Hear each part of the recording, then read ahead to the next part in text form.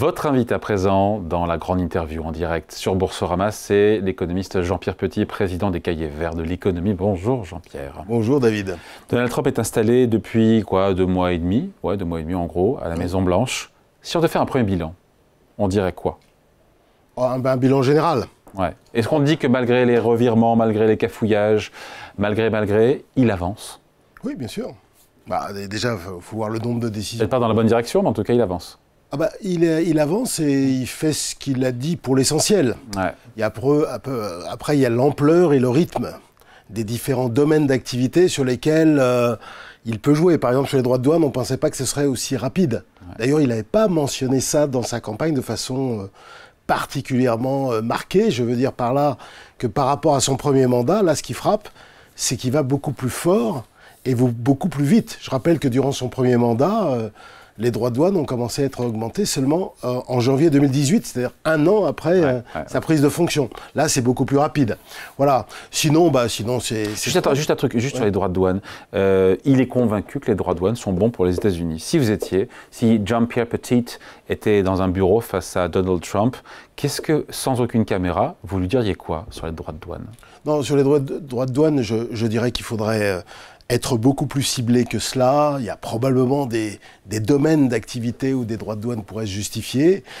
Mais je lui dirais aussi de négocier, de ne pas être trop brutal, de savoir négocier avec les partenaires un certain nombre de contreparties. Vous ne resteriez pas très longtemps dans son bureau avec un discours comme ça. Moi, comme je suis indépendant, donc je serai vis-à-vis de Donald Trump comme je suis... Mais il cherche à négocier ou pas derrière? Vis-à-vis de David Jacko. Il cherche à négocier ou pas? Bien sûr, bien sûr. Toujours? Toujours, bien sûr. Il a déjà commencé à négocier. Qu'est-ce qu'il veut à travers les droits de douane? Il veut réindustrialiser l'Amérique, voilà, y compris sur le bas de gamme, ou le moyenne gamme, on va dire, bas de gamme et moyenne gamme. Et il veut attirer les investissements, donc les investissements des firmes industrielles sur le territoire américain, en leur disant très clairement, de façon très transparente. On dit souvent qu'il n'est pas très démocrate, mais en fait, il fait ce qu'il a dit dans la campagne. Il dit les choses très claires.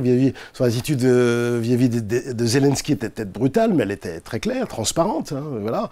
Et ce qu'il dit aux industriels du monde entier, c'est venez travailler aux États-Unis. Vous aurez une fiscalité plus faible. D'ailleurs, ce soir, il va peut-être aussi annoncer du good Trump, parce que jusqu'à présent, effectivement, les droits de douane, c'est plutôt du bad Trump pour le business. Mais peut-être que, puisqu'il a dit que c'était un jour extraordinaire, ce serait peut-être aussi, il va peut-être aussi un petit peu moduler. Parce que là, pour l'instant, il n'a pas parlé des baisses d'impôts, des actions de dérégulation plus générales, etc. Peut-être qu'il va en parler ce soir, il fait ce qu'il veut. Voilà. Donc il veut... Donc le bilan, parce que... Attends, le bilan, 2 mois... Non, attends. Oui, le bilan, prenons du temps quand même un petit peu. Non, mais indépendamment du bilan, ce qu'il veut, c'est rapatrier de l'industrie sur le territoire américain et obtenir des concessions par ailleurs, qu'il obtient. Et qui va obtenir, à mon avis, car ça reste la première puissance, qu'on veuille ou non. Des concessions commerciales ou en dehors du champ du business? Non, en dehors sur le Mexique, sur le Canada, sur la Chine, il a mis en balance la lutte contre l'immigration clandestine. Ça, c'est nouveau, d'ailleurs, par rapport à 2018. Il a mis la lutte contre les narcotrafics. Donc, il met plein de choses. Voilà, il a été élu pour lutter contre l'économie de drogue, contre l'immigration clandestine. Et c'est vrai que les arrivées de migrants à la frontière mexicaine se sont largement effondrées. Mais voilà, et quand je vois les autorités danoises aujourd'hui dire « nous sommes prêts à négocier », voilà, nous sommes prêts à négocier alors que Trump, quand même, a un discours extraordinairement agressif à l'égard du Groenland. Et n'empêche, qu'est-ce qu'on fait? Voilà, c'est la puissance. Et l'Europe, elle fait quoi là-dedans? Comment est-ce que, encore une fois, qu'est-ce que l'Europe dit avoir d'ailleurs un plan solide pour répondre aux droits de douane américains. Moi, je suis un peu dubitatif. C'est quoi un plan solide? Ouais, moi aussi, je suis assez dubitatif. Je pense qu'un plan solide... On est comme superpuissant commercialement, je veux dire. Commercialement, on est un nain politique, militaire, mais l'Europe, en termes de marché économique... Tu vois, c'est pas ça qu'il faut avoir comme un truc. Parce que Trump... Vas-y, mec, dis-moi. Il tient compte l'ensemble des éléments de la puissance économique, commerciale, financière, monétaire, technologique, militaire, normative, culturelle, enfin bref. On ne fait pas le poids là. Le seul pays qui coche toutes les cases, c'est les États-Unis d'Amérique. Et donc lui, il dit quoi? Il dit, c'est vrai, on reste les premiers, mais on est menacé par les autres. La Chine, qui elle coche 4 cases sur les 10, et puis de toute façon, la mondialisation a dans l'ensemble plutôt nous a plutôt affaiblis du point de vue de la puissance. Notamment, ça a généré la désindustrialisation, ça a généré une immigration non souhaitée, ça a généré le trafic de drogue, et puis ça a diffusé le wokisme. Enfin, ça c'est pour la partie un petit peu culturelle, etc. Et ça, c'est pas bon pour l'Amérique. Donc il veut remettre ça en cause. Voilà. Alors derrière le chaos, il y a une certaine logique, derrière Trump. C'est la puissance, elle existe, mais il ne s'agit pas de se faire attraper, et il s'agit au contraire de l'utiliser pour augmenter son potentiel de puissance, c'est se protéger dans le futur. Ce que les administrations démocrates et même républicaines n'ont pas fait, selon lui, depuis 40 ans. C'est tout.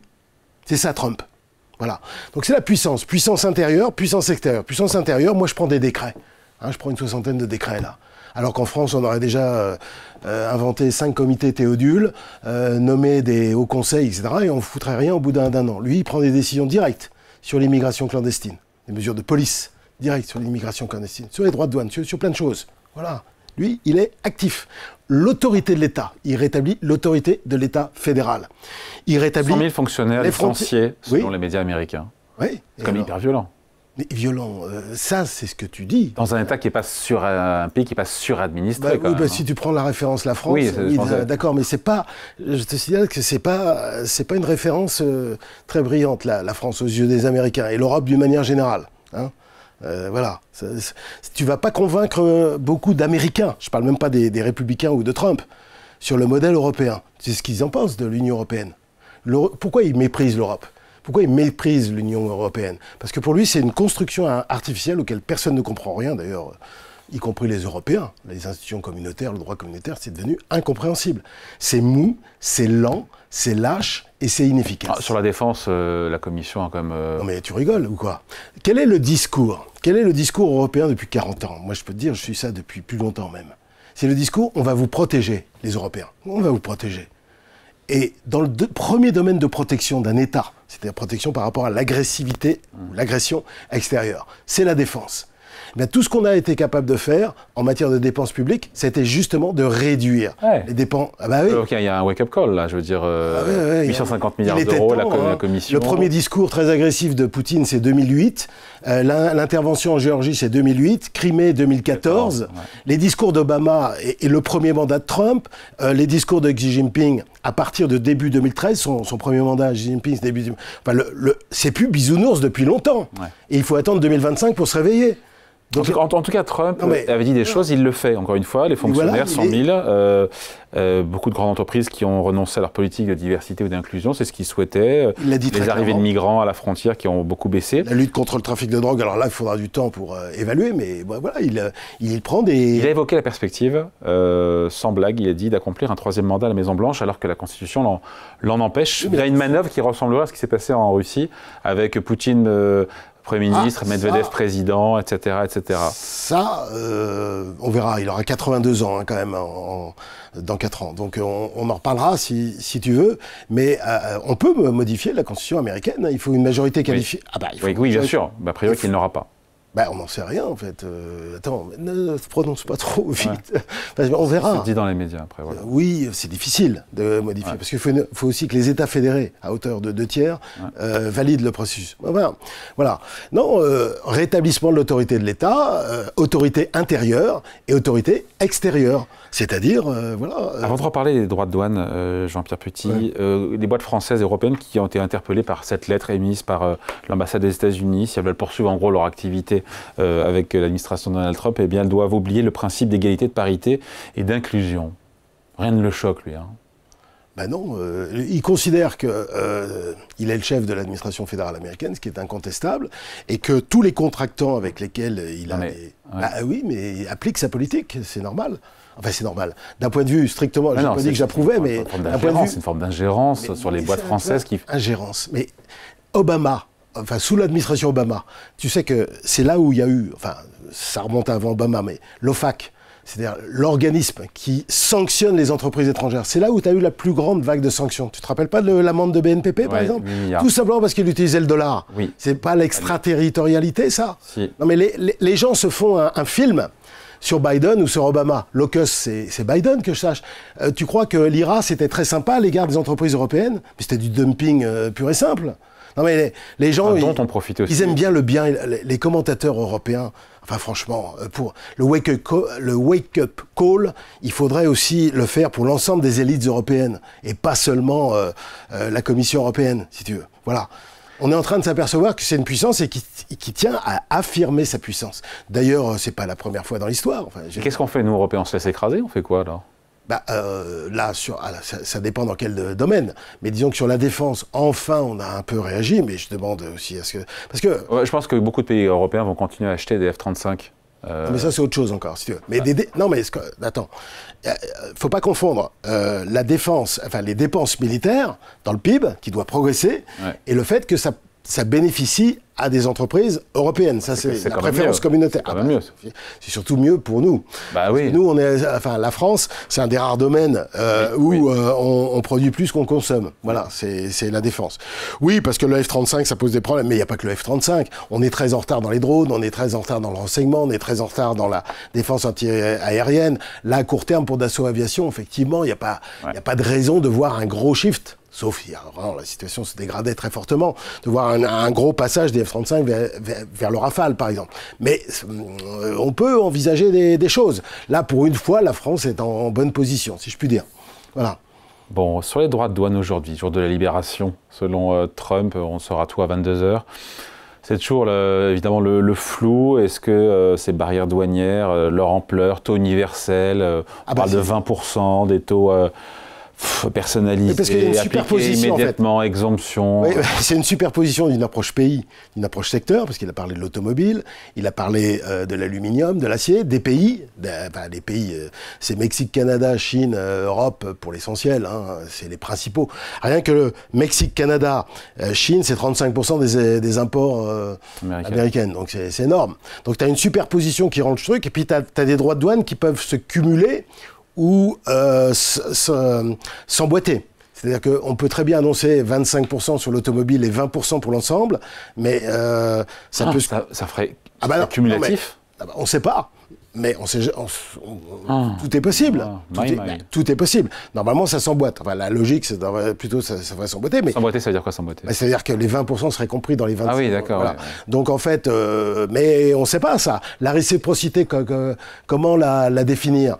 Et puis, je pense, d'après ce que j'ai compris, ce qu'on m'a dit, c'est qu'il y a des divergences au sein même de l'équipe Trump, entre Navarro, qui est assez dur, Vance, qui l'est moins, Lutnick, le secrétaire d'État au commerce, qui l'est... un peu quand même. Hein.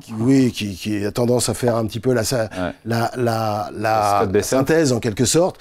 Bessent, le secrétaire d'État au Trésor, qui a l'air d'être plus modéré. Enfin, c'est assez compliqué. Donc, ça sera un game changer ou pas? Est-ce que ces nouveaux droits de douane réciproques, c'est ce que j'ai lu, mais c'est peut-être un effet de manche, ça signera la fin du système commercial mondial tel qu'on le connaît aujourd'hui? Hein. Mais non. Est-ce que c'est un game changer? Oui. Est-ce que c'est là pour durer? Est-ce qu'il y aura des ripostes européennes, japonaises? Est-ce qu'il y aura des négociations? Est-ce que Je ne crois pas à une guerre, enfin un système type années 30, c'est-à-dire où tout le monde prenait des mesures de... Donc vous ne croyez pas à une guerre commerciale? Si, enfin, il y a une forte certaine, ça dépend de ce qu'on appelle guerre. Hein, ça fait qu'il y ait des ripostes. Oui, il y en a déjà eu quand même si elles sont faibles. De la Chine, par exemple, il y en a eu. Donc il y en aura forcément du point de vue de l'opinion publique. Mais il y aura aussi des concessions. L'Europe peut faire des choses du point de vue des concessions. Acheter du gaz, il attend que aligner les droits de douane sur les voitures. Oui, mais sur les voitures, si tu veux... L'automobile américaine, je ne suis pas spécialiste, mais enfin, l'automobile américaine n'est pas très compétitive. Je ne suis pas sûr que c'est parce qu'on baisse les droits de douane, elles vont beaucoup plus se diffuser sur le marché européen. La preuve, c'est que sinon, sur le marché domestique américain, si elles étaient aussi compétitives, il n'y aurait pas autant d'automobiles coréennes, japonaises et allemandes. Enfin, voilà, il y a un petit sujet. Mais enfin, on peut réduire les droits de douane sur autre chose, même sur l'agroalimentaire. On peut négocier aussi sur la tech, sur les mesures de régulation contre la big tech américaine. On peut avoir une attitude plus dure à l'égard de la Chine. Ça, je pense que Trump apprécierait. Et on peut faire des choses sur le GNL. Sur les dépenses militaires, là, ce qu'on a fait, là, c'est exactement ce que souhaitait... Il cherche, ou de la négociation pas, parce qu'il nous dit qu'il y aura 600 milliards de dollars de revenus sur les droits de douane. Alors, le chiffre m'a l'air un peu colossal. Mais parce qu'à terme, ce qu'il veut, c'est remplacer l'impôt sur le revenu par les droits de douane. Je pense que le compte n'y est pas. Non, mais par exemple, ce soir, il peut dire, grâce à ça, je vais augmenter donc les recettes, et grâce aux mesures de Musk sur les dépenses fédérales, je vais pouvoir baisser les impôts. Et ça, pour calmer le marché, parce qu'il y a quand même des régulateurs à Trump, hein. Faut pas non plus exagérer. Dans l'opinion publique, on voit que les électeurs républicains, le taux de popularité a commencé à plafonner, même un petit peu baissoter là dernièrement. Ouais. Quand on regarde les indices de confiance des ménages, on le voit aussi chez les républicains. Quand on voit les marchés, bah c'est pas terrible même. Est-ce que Trump commence Il y a un troisième régulateur, c'est la macro quand même, hein, parce qu'il va quand même regarder les chiffres macroéconomiques. Non, il a dit. Oui, on peut accepter à court terme, à court terme, mais une récession pour que ça reparte derrière. Oui, sauf que les élections, les primaires des élections de mi-mandat commencent dans un an, si tu veux. Tu as tous les congressmen, un tiers des sénateurs et tous les représentants, là, qui sont en train de regarder la conjoncture et voir les sondages commencer un petit peu à baisser. Et donc là, ils sont inquiets. Tu vois? Et donc, il s'en fout Trump. Ah bah non, il s'en fout pas. Non, c'est sa base. Et puis en plus, s'il prend un carton lors des élections de mi-mandat, il pourra pas, parce que ça, les droits de douane, il a le droit. Ça, c'est son pouvoir réglementaire. Ça, le Congrès lui a délégué ça depuis la Première Guerre mondiale. Mais en matière fiscale générale, en matière de réglementation générale, c'est quand même le Congrès qui décide. Donc il y a un petit sujet là-dessus. Puis de toute façon, il a des liens avec les Républicains. Donc non, ça, je pense qu'il y a un régulateur. La macro, pour l'instant. On était à 2,5 de croissance, maintenant tout le monde est à 1,5, 1,7 pour les États-Unis. Oui, le T1 va pas être bon, hein. Le T1 peut être à 0 par exemple. Ouais. Bon, c'est pas la fin du monde. Après, ce qui va surtout regarder, c'est l'emploi quand même. Si on voit on commence à voir, alors qu'il y avait un petit début de réaccélération après l'élection de Trump en novembre, s'il voit que ça commence à décélérer trop dangereusement, que le taux de chômage remonte, ça m'étonnerait qu'ils ne réagissent pas, quand même. Quitte à pas à remettre en cause. Donc la seule boussole, le seul élément qui peut le faire reculer, ça serait que le taux de chômage remonte. Le marché de l'emploi se détériore fortement, oui, absolument. Et la récession, vous n'y croyez pas? Plus la confiance, plus... la récession, quand tu vois le niveau de taux de profit, quand tu vois les créations d'emplois aux États-Unis, franchement, non. Là, tu n'as pas de signe annonciateur. Tu as une probabilité qui a un peu augmenté statistiquement, en fonction d'un certain nombre de choses, mais la probabilité d'une récession aujourd'hui est largement inférieure à 50%, en l'état actuel des choses. On peut dire que, ou pas, Trump commence maintenant sérieusement à effrayer les investisseurs après 10% de baisse à Wall Street. Oui, un petit peu, et plus pour les GAFAM. Les GAFAM ont quasiment pris moins 20. Ouais. Oui, un petit peu, oui, bien sûr. Oui, il commence un peu à... Ah bah oui, sinon t'aurais pas... Ceci étant, il ne faut quand même pas trop mettre la responsabilité sur Trump. Le marché action américain était trop cher, la prime de risque était trop basse. Quand tu as une hausse de plus de 20% pendant 2 années consécutives, hors les années de bulle, franchement, ça se passe pas très bien la 3e année. Tu avais des indicateurs à la fin de l'année dernière et puis même à la mi-février, des indicateurs techniques assez euphoriques. L'appétit pour le risque était très élevé, de façon un petit peu artificielle, donc il fallait que ça corrige. Donc on a eu une correction de 10%, beaucoup plus sur la tech, et j'ai envie de dire que c'était assez normal, et j'aurais même un petit peu aimé, entre guillemets, que ça aille un peu plus loin. Jusqu'où Trump est prêt à laisser la bourse chuter? Franchement... Ou est-ce que c'est même plus son baromètre aujourd'hui? Alors il va regarder la bourse, il va regarder le Bitcoin aussi. Il n'y a pas que la bourse, il n'y a pas que Wall Street. Il va regarder Tesla, je pense que Tesla, c'est un indicateur parmi d'autres. Donc il va regarder un ensemble de choses. C'est pas seulement Wall Street. Wall Street, si on va... c'est les fonds de pension, c'est les retraites des Américains aussi. Hein. Oui, mais enfin, c'est pas parce que ça baisse de 20%. Quand ça a progressé, comme ça a progressé depuis 40 ans, et puis même tout particulièrement depuis 16 ans, je veux dire, tu as des marges de manœuvre. C'est pas parce que la bourse va baisser de 20% à l'instant T, il a baissé par exemple de 25% entre janvier 2022 et le 30 septembre 2022, ça n'a pas changé le niveau des retraites des salariés américains. C'est pas comme ça que ça se passe, heureusement. D'ailleurs, soit dit en passant. Donc, même si ça fait moins 20, je ne pense pas qu'en soi, si tu veux, ça suffise. Voilà. Et quand le Scott Bessent, donc le secrétaire au Trésor, dit « À long terme, si nous mettons en place une bonne politique fiscale, la déréglementation et la sécurité énergétique, les marchés boursiers se porteront bien. » Est-ce qu'en gros, le plan Trump, avec cette droits de douane, avec cette déréglementation, avec ces baisses d'impôts, est-ce que c'est un plan qui peut marcher? Ou est-ce qu'il est en train de foutre le chaos partout? Mais le chaos, ça ne le dérange pas, lui.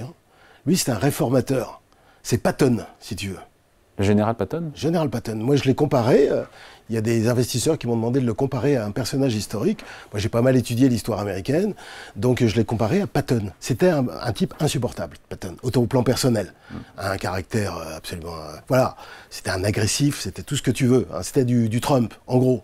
Mais il avait un génie derrière ça. Et d'ailleurs, Eisenhower disait que c'était le meilleur officier général de sa génération. Voilà. Et derrière le chaos, parce qu'il était chaotique. C'était bordélique, chaotique. Il y avait une logique. Logique de la puissance. Rechercher la puissance et attirer les gens pour renforcer cette puissance. Grâce au charisme, etc. C'était ça, Patton. Tu vois, du point de vue militaire. Voilà. Et Trump, il croit à ça. Il croit à son pouvoir. Il croit à la loi du plus fort en pensant que... Bien sûr. Il croit à la puissance. C'est ce qui va se passer au final. Il y aura des négociations, il y aura des... Il croit à la loi du plus fort, tu vois, il croit au rapport de force. Mais les Européens ont l'air de découvrir ça. Mais durant 99,9% de l'histoire de l'humanité, c'est ce qui a compté. Les gens ont l'air de croire que c'est bisounours. Ça n'a jamais été bisounours. Et la grande erreur européenne, c'est de croire qu'on était en bisounours, alors qu'en fait, on était déjà en Jurassic Park. C'est ça la réalité du monde. Et nous, on arrive avec quoi? Avec nos discours de morale. Qu'est-ce qu'il en a à foutre, si tu veux, Trump, des discours de morale? Son plan, il peut fonctionner ou pas au final? Son plan, on verra. Parce que les droits de douane des années du début fin du 19e siècle, on n'est plus... C'est ça sa référence. C'est les droits de douane dans tous les sens, dans l'espoir d'avoir des recettes fiscales, ou s'il n'y a plus de recettes fiscales, il n'y a réindustrialisation, c'est ce qu'il voulait aussi. Tout ça finançant des baisses d'impôts et tout. Est-ce que ça peut marcher? S'il n'y a que ça, non. Mais il n'y aura pas que ça, si tu veux. Et puis je voudrais te dire que le bilan de Trump, il avait été fait avant même qu'il accède au pouvoir. Et le bilan, dit que Trump c'était une catastrophe. Quand tu regardes ce qu'il a fait entre 2017 et 2019, puisqu'ensuite il y a eu Covid et il n'était pas responsable, c'était un très bon bilan. Sur le plan de la croissance, sur le plan de la productivité, sur le plan des dépenses CAPEX, voilà, sur le plan de l'emploi, sur le plan du taux de chômage, c'était un très bon bilan. Voilà, la réalité. Je te donne une partie de la réponse. Je sais bien que là, il y a des éléments nouveaux qui n'étaient pas présents lors de son premier mandat. Et il y aura probablement, effectivement, du chaos, il y aura probablement de l'incertitude, il y aura probablement, effectivement, c'est comme Milei, si tu es en Argentine. Quand tu pratiques de la thérapie de choc, il y a forcément des coups. Musk est excessif, très probablement, dans les coupes de dépenses fédérales. Mais il y a toujours un peu d'excès, si tu veux, quand tu veux modifier le système. Mais il veut modifier le système. Il ne veut pas continuer comme avant avec les différentes administrations centristes, si tu veux, fondamentalement, qu'elles soient de centre-droit ou de centre-gauche, qui ont abouti à la situation qu'il estime aujourd'hui être une situation de déclin des États-Unis d'Amérique dans le monde. Voilà, c'est tout. C'est tout. Allez, merci. Toujours intéressant d'échanger avec Jean-Pierre Petit. Pro-Trump? Non, pas pro-Trump, non, pour autant. Pro-Trump, mais un petit peu anti-Trump, parce que l'anti-Trumpisme... Ah, anti-Trump, c'est ça. Oui, c'est la paresse intellectuelle des Européens, si tu veux. On va attaquer Trump parce qu'il n'est pas beau, il fait des trucs. Oui, mais le problème, c'est fait plutôt un bilan de ce qui s'est passé sur la gouvernance européenne depuis 45 ans. Ça me paraîtrait un peu plus utile avant de s'en prendre à Trump. Jean-Pierre Petit, le président de Cahiers Verts de l'économie, était l'invité de la grande interview en direct sur Boursorama. Fais-moi de la pub aux États-Unis, David, s'il te plaît. Merci. On parle anglais parce que là, ça marche pas. Ciao.